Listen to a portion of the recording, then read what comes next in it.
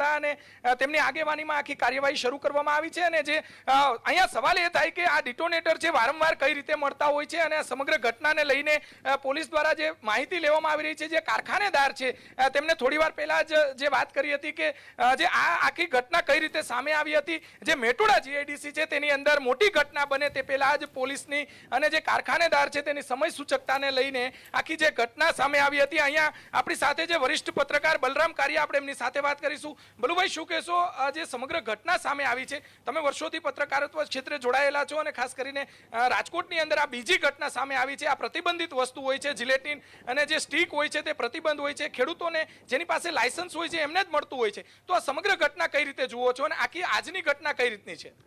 પહેલી વાત તો એ છે કે આ ડિટોનેટર આસાનીથી મળતા નથી, એની નોંધ રાખવી પડે છે વિક્રેતાઓએ, અને એસઓજી દ્વારા અને રૂરલ વિસ્તારમાં ક્રાઇમ બ્રાન્ચ અને એસઓજી બંને દ્વારા આ લોકોની સમયાંતરે તપાસ થતી હોય છે, એના સ્ટોક લેવાતા હોય છે.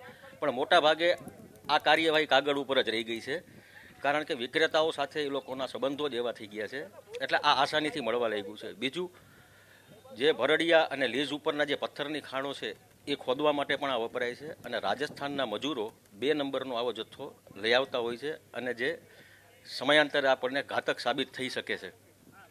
આની પહેલાં વાત કરીએ તો 14 ફેબ્રુઆરીએ ખોડિયારનગરમાંથી એક આવો જ બોમ્બ મળ્યો હતો.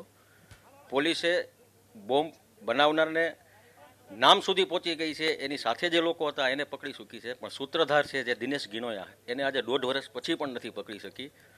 તો આ ઘટના છે એ આમ જોતા બહુ ગંભીર ગણી શકાય.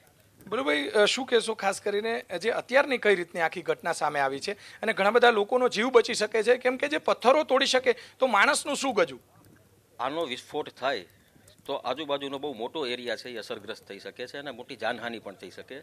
મેટોડા છે એમાં સંખ્યાબંધ કારખાનાઓ છે, સેંકડો મજૂરો કામ કરે છે, દિવસ રાત કામ ચાલુ હોય છે. એટલે જો આ બોમ્બ ફૂટ્યો હોત તો બહુ મોટી ખુવારી થઈ શકી હોત, પણ સદનસીબે નથી બની. સૌથી ગંભીર બાબત એ છે કે મુખ્યમંત્રી આજે રાજકોટમાં છે અને આ સંજોગોમાં આ બોમ્બ મળ્યો છે, એ પણ એક બહુ સૂચક બાબત છે. ખોડિયારનગરની ઘટના કઈ રીતની હતી અને આ ઘટના કઈ રીતની છે? બંને વચ્ચે કોઈ સામ્યતા અથવા તો બંને ઘટનાને કઈ રીતે આપ જુઓ છો? ખોડિયારનગરની ઘટના અંગત વેરઝેરમાં હતી કે મકાનનો 2 જણા વચ્ચે ઝઘડો ચાલતો હતો, એમાં એને પોતાની પ્રેમિકા માટે થઈને દિનેશ ગિનોયાએ ટાઈમ બોમ્બ બનાવ્યો હતો. એ બહુ કુશળ કારીગર છે. જો કે હવે તો ગૂગલ ઉપર સર્ચ કરવાથી હજારો પ્રકારના બોમ્બ બનાવવાના તમને મળી જાય છે.